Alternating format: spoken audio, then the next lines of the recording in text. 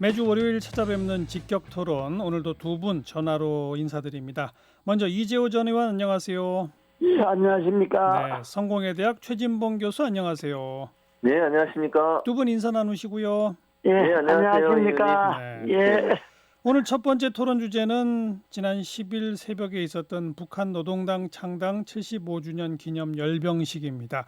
여기 신형 ICBM 등장한 것도 있었고 또 김정은의 연설 속에는 남녘 동포에 대한 이야기도 있었고 전체적으로 우선 어떻게 보시는지 이재호 전 의원 말문을 열어주시죠. 예, 북한의 자기네들 행사니까, 예, 그 행사 자체에 대해서 이렇게 저렇게 말할 건 없지만은, 우리나라의 이제 문재인 대통령이 여권이나 청와대 반응이 이제 문제죠. 반응이 어떤 문제를 안고 있냐 그러면 북한이 열병식만 아니라 무기 이제 퍼레이드를 했지 않습니까? 신형 무기 이런 것들은. 예, 그런 것에 대한 어떤 문제점 이런 것들은 하나마저도 언급 안 하고 그냥 김 전 위원장이 남녘 동포들에게 따뜻한 뭘 보낸다 이런 그런 우리가 듣기 좋은 소리만 드러내 갖고 북한 노동당 창건 75주년 행사를 이해하거나 평가하려고 하는 거니까 그건 좀 문제가 있다고 보고 또 거기에다가 종전선언이라는 걸 이제 오히려 북한의 열병식 보면서 더 종전선언이 필요하다 이렇게 이야기하는데 저는 종전선언이라고 하는 건 허상이죠. 허상을 좀 안고 지금 문재인 대통령이 대북 관계를 하고 있는 것을 보고 좀 안타깝습니다. 네. 그러니까 그 신형 무기 등장에 대해서 우리 정부가 한마디 했어야 된다고 보세요? 그렇죠. 이제 그것이 예를 들어서 북한이 신형 무기를 등장하고 나면 북한이 개발한 거지만 우리는 종전선언을 할 것이 아니고 군축회담을 제안해야죠. 군비 축소회담을 제안하고 그게 한반도의 평화를 가져오는 길이다. 이 이야기를 먼저 해야죠. 알겠습니다. 최 교수님 총평해 보시면. 일단 북한이 두 가지 의미. 첫째 이제 ICBM 같은 그런 무기를 개발한 건 아주 잘못됐죠.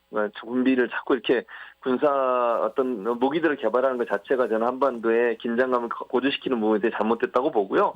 다만 이제 남과 북이 손을 마주잡는 날까지 찾아오길 바란다는 대남 유화 제스처를 취한 거 이런 부분은 함께 두 가지가 고려된다고 봅니다. 지금 이재호 전 의원 말씀하신 것처럼 군축회담을 얘기하셨는데 종전선언이 그걸 포함하고 있다고 저는 봐요. 기본적으로. 그러니까 예를 들면 대결 구도를 없애고 총칼, 예를 들면 무기 이런 거 다 좀 없애고 우리가 함께 평화로운 사회를 만들어 가자고 하는 게 종전선언의 기본적인 의미라고 보거든요. 그러니까 현재 휴전 상태이기 때문에 남과 북이 대결하고 있고 그러다 보니까 군비를 계속 이렇게 증강시키고 그리고 나서 무기도 개발하고 있잖아요. 북한이 그런 행동하는 게 잘못됐죠. 그럼 결국 그걸 끊어내기 위해서는 서로가 군 개발, 무기 개발이라든지 아니면 군 양성에 돈을 들어가는 부분을 줄일 수 있도록 하기 위해서 종전선언이 필요하다고 주장을 하는 겁니다. 그러니까 종전선언이 선언적인 의미뿐만 아니라 군축회담뿐만 아니라 평화적인 항구적인 평화 어떤 체제를 만들기 위해서 군이 대립하고 있는 부분들을 좀 없애자고 하는 게 주장이기 때문에 저는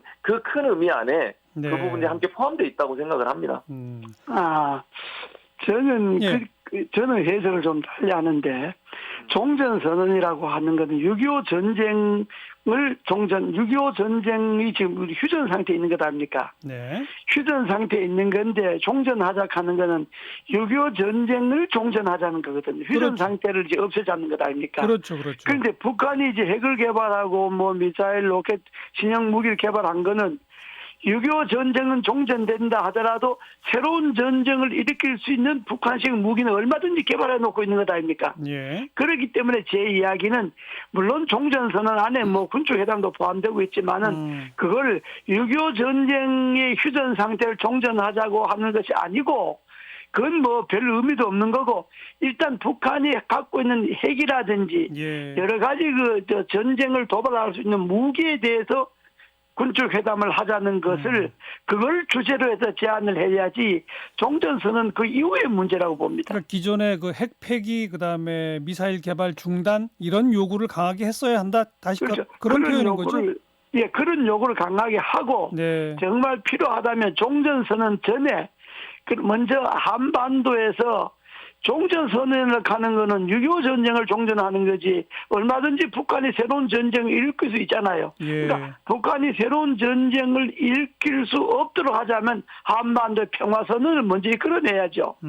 최 교수님 의견. 예. 예. 그러니까 지금 그 말에 저는 같은 의미라고 봐요. 같다? 이재호 전 의원이 예. 말씀하신 의미가 예. 현 정부가 추진하는 종전선언과 동일한 개념이라고 생각을 하거든요. 그러니까 이재호 전 의원님은 종전선언 6.25 전쟁의 종전만 선언한다고 그렇게 말씀을 하셨는데 그러면 별 의미가 없죠. 저는 그렇게 생각해요. 그러니까 종전선언을 하기 위해서는 미리 회담이 있어야 되고 그러면 항구적으로 한반도의 전쟁이 완전히 종식되도록 만들기 위해서는 예. 6.25 전쟁 휴전 상태만 끝내는 게 아니라 전쟁 도발에 대한 모든 문제들이 좀 억압될 수 있도록 만드는 체제를 만들어야 되는 거죠. 그게 아니면 알겠습니다. 사실 종전이 무슨 의미가 있겠습니까? 결국은 핵미사일 폐기와 평화협정 이게 이제 궁극적 목표인데 네. 뭐가 우선이냐 이거 아니겠어요?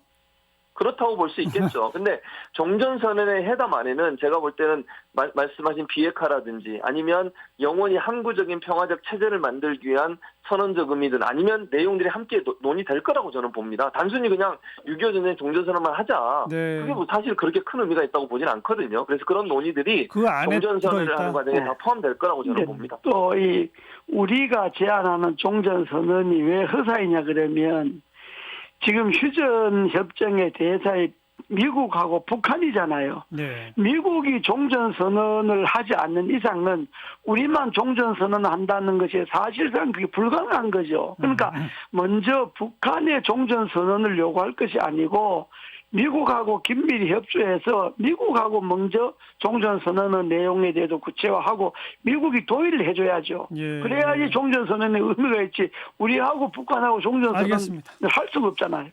뭐 결국 요 얘기는 뭐 계속 되풀이되는 핵 폐기와 종전 평화협정 그 순서 무엇을 어디에 어떻게 배치시키느냐 요 얘기 속에 들어 있네요.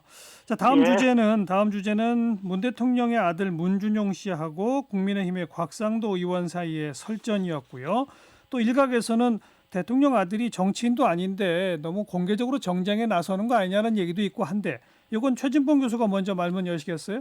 네, 지금 말씀하신 것처럼 대통령 아들이 적극적으로 나서는 부분에 대해서 뭐 여러 가지 의견이 있을 수 있다고 봅니다. 그런데 이제 예. 그렇게 할 수밖에 없었던 배경도 우리가 함께 생각해 볼 필요가 있다는 생각은 들어요. 말씀을 드리고 싶은 것은 곽상도 의원이 지금 대통령 가족 특히 이 자녀들 관련해서 지속적으로 의혹을 제기해 왔습니다. 맞아요. 문다혜 씨 관련해서도 외국에 이사 가신 거 거기 국제학교에 다니는 문제 가지고 문제를 제기했는데 지금까지 특별히 문제가 되거나 아니면 불법이 있거나 아니면 특혜가 있거나 이런 부분들이 전혀 밝혀진 게 없어요. 예. 의혹 수준에서 제기가 되더라도 이게 언론에 보도가 되면 이 당사들 입장에서 얼마나 큰 피해를 당하겠습니까? 그럼 지금까지 의혹을 제기했던 부분들이 불법적인 요소라든지 아니면 무슨 뭐 특혜가 있었다 이런 게 전혀 없음에도 불구하고 끊임없이 이런 문제를 제기하는 것 자체가 네. 문준용 씨 입장에는 상당히 부담이 됐을 수 있고 또 본인이 지금 그 강사로 일하고 있는 대학 이사장을 불렀다고 하면 물론 그게 지금 잘못된 정보이긴 합니다만 예. 그런 부분도 본인이 그냥 처음에 오해해서 들었을 때는 상당히 본인이 기분 나쁘게 느꼈을 가능성은 충분히 있다는 생각도 들어요. 그래서 저는